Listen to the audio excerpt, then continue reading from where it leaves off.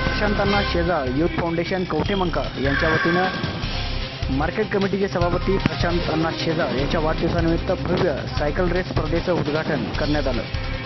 जिल्हा मध्यवर्ती बँकेचे संचालक महेंद्रप्पा लाड यांच्या हस्ते या सायकल रेसचं उद्घाटन करण्यात आलं। यावेळी प्रशांतांना शेजाळ पहलवान संजय हजारे, भानुदास दादा पाटील, काँग्रेसचे जिल्हा चिटणीस संजयभाऊ कोळी, कार्याध्यक्ष अविराज शिंदे, हिंदीचे हनुमंतराव पाटील, ज्येष्ठ नेते बाळासाहेब गुरव, अल्लाबक्ष मुल्ला, शेरखान पठाण, मौला अत्तार, यशवंत टकले, किरण गड्डे, नंदकुमार एडके व काँग्रेस कमिटीचे कार्यकर्ते मोठ्या संख्येने उपस्थित होते।